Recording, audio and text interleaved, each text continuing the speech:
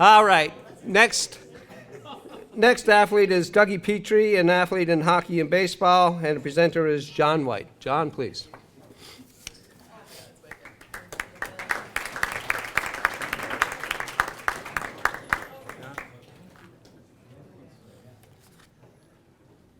Okay, thank you, Ambrose. A number of years ago, I spent time writing sports columns for various local and provincial publications. Often I focused on old-time Cape Breton athletes and teams, this guy right here. One of my subjects was the late Dougie Petrie, who we are honoring this evening with his induction into the Waterford and District Sports Heritage Hall of Fame. My presentation, with a few revisions, is taken from a newspaper column that appeared approximately 10 years ago in the Chronicle Herald. According to old-time clippings and comments from those that knew him, Dougie Petrie could run like a deer on a baseball field and was a speed merchant on the hockey rink. Moreover, those same sources declare that he was as decent a human being as there was anywhere. Sadly, a tragic auto accident in mid-August of 1950 at Arnold's Bridge on Highway 28 in South Bar claimed his life. He was just 26 years old. Dougie grew up in Lingan and later lived in nearby New Waterford. His passions were baseball and hockey. The late Lino Breslin, a coal miner, teammate, and contemporary of Petrie's, who I talked with a number of years ago, thought highly of his friend, not to mention his athletic skills. He was very easy to get along with, and he was helpful. That was his way, said Lino. During the 1940s, Dougie played center field for a number of local ball teams, including the Lingan Hustlers, as well as two clubs in the very strong Cape Breton Colliery Baseball League, the Dominion Hawks and the Waterford Dodgers. He pitched a bit and was good at it. However, center field was where he loved to be.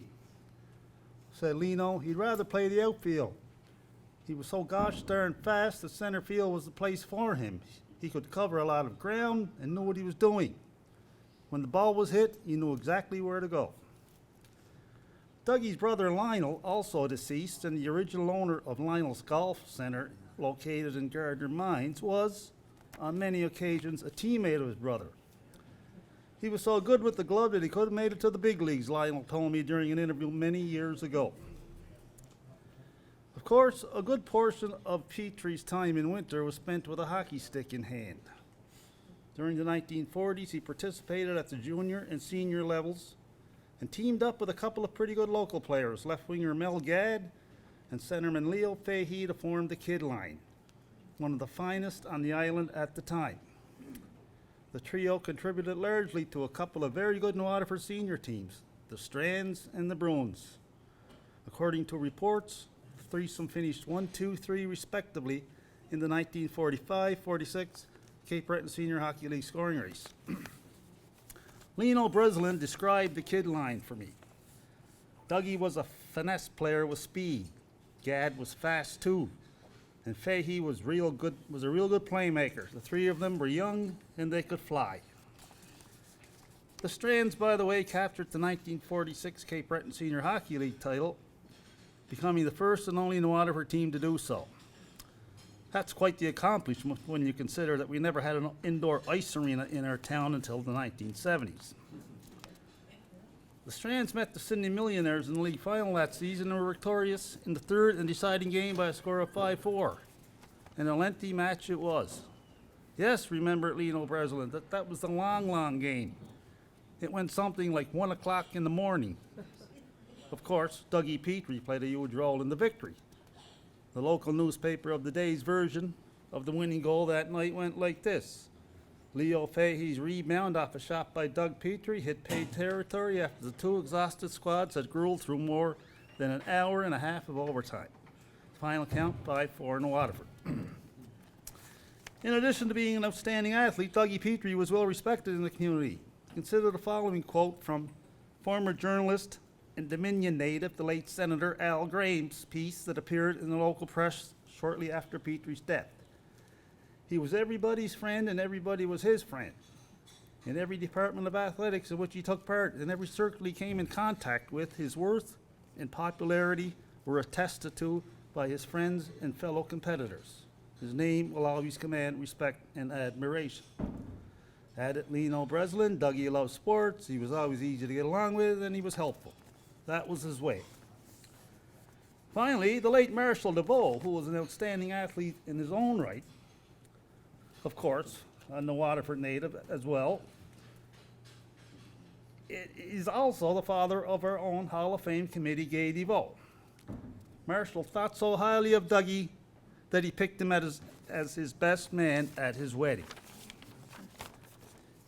Indeed, Lino Breslin, Senator Al Graham, Marshall DeVoe, and anyone that knew of him truly had the utmost of admiration for Dougie Petrie. Ladies and gentlemen, with pride and respect, on behalf of the Hall of Fame Committee, I declare the late Dougie Petrie a member of the New Waterford and District Sports Heritage Hall of Fame.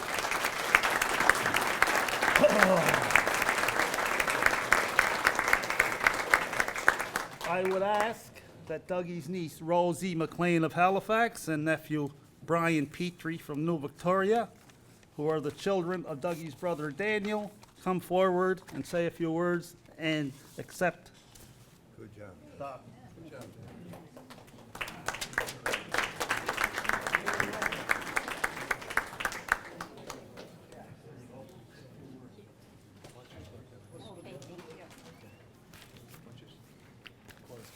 Okay, thank you, John, for those very kind words. And thank you very much to the committee for selecting our uncle, Dougie Petrie. As John said, Dougie was our uncle. He unfortunately was killed in 1950, so we're much younger than that. And we never actually got to see Dougie play. But our dad, Daniel Petrie, Dapper Petrie, is his surviving brother, and his sister, Mary Mackenzie. So they're the two surviving siblings of Dougie. And we didn't really, as I said, know much about Dougie because it was such a tragedy for the family. I think it really wasn't discussed a lot. It wasn't until we became much older and read a lot more of newspaper articles and things, talked to different people in the community, and found out truly what an amazing individual Dougie was, what an incredible contribution he made in playing baseball and hockey in the town of New Waterford, but also what he was as a human being. So I'd like to read an article that was written by Ed Smith in Sports Scene, which was an article that was published just after Dougie died. So how he described him.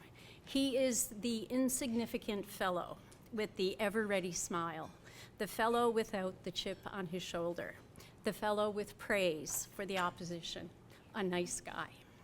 Such a man was Doug Petrie, a gentleman and an athlete, excuse me, who was the essence of clean living and excellent companionship. 1 in a million was this quiet, almost shy fellow who smiled at the tragedies and miseries that crowded 26 years of life, suddenly snuffed out in a midnight auto collision. So we thank you deeply for this honor and are grateful that Dougie has been recognized and for his incredible athleticism, but also his incredible humanity. Thank you very much.